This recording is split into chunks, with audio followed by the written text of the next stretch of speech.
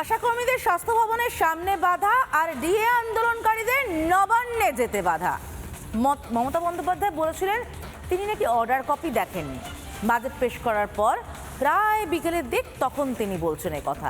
তার আগে order copy হাতে হাতে ঘুরে বেড়াচ্ছে, কিন্তু মমতা বন্দ্যোপাধ্যায় দেখেনি। ভালো কথা, তাকে অর্ডার কপিটা দেখাতেই ডিএ আন্দোলনকারীরা নবান্নে যেতে চেয়েছিলেন, কিন্তু পুলিশ যেতে দেয়নি। আচ্ছা, যেখানে ডিএ আন্দোলনকারীদের সঙ্গে কথাটুকু বলতে নারাজ মমতা বন্দ্যোপাধ্যায়, সেখানে মহার্ঘ ভাতা দেবেন না মুখে মহার্ঘ কুলুপ আটবেন মমতা বন্দ্যোপাধ্যায়? এরই প্রতিবাদে এবার ডিএ আন্দোলনকারীরা মিছিলের ডাক দিলেন আগামী রবিবার।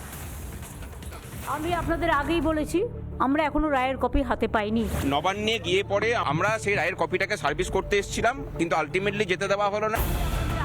বারে বাহ, এই যে বৃহস্পতিবার সবার সামনে বললেন অর্ডার কপি নাকি পাননি মাননীয়া।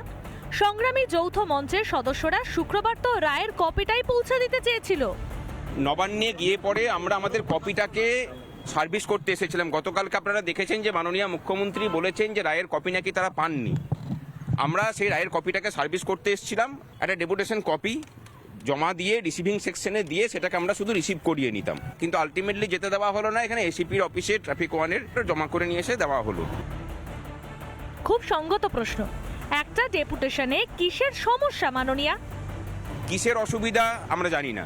রাজ্যবাসীকে বলছি যে এই যদি রাজ্য প্রশাসনের সদর দপ্তরের অবস্থা হয় যে যেখানে সাধারণ মানুষ একটা কপি জমা করে রিসিভ করতে পর্যন্ত পারবে না, তাহলে এই প্রশাসনটা কিভাবে চলছে সেটা মানে ভাবুন একবার। নবান্নের দুয়ারে ডিএ আজ রবিবার বড় সড়ো মিছিলের ডাক সংগ্রামী যৌথ মঞ্চের তরফ থেকে।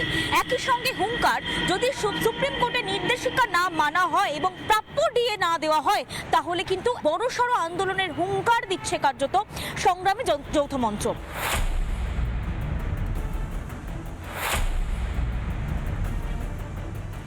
ভোটমুখী বাজেটে 4% ডিএ বাড়িয়েছে রাজ্য। ওই দিনই বকেয়া ডিএ মেটানোর নির্দেশ দিয়েছে সুপ্রিম কোর্ট। কিন্তু কিভাবে এত টাকা দেবে তৃণমূল সরকার? বাজেটে তো ভাতার পাহাড়, বিনিয়োগ তো নেই। টাকা আসবে কোথা থেকে? পিঠ বাঁচাতে কি রিভিউ পিটিশনের পথে হেঁটে ফের বিষয়টি ঝুলিয়ে রাখবে তৃণমূল, নাকি সুপ্রিমের নির্দেশও অমান্য করবে? আবার এটা শুনলাম, আমি জানি না কতটা ঠিক, উনি রিভিউ পিটিশনে যাবে। মানে কত রকম টালবাহানা।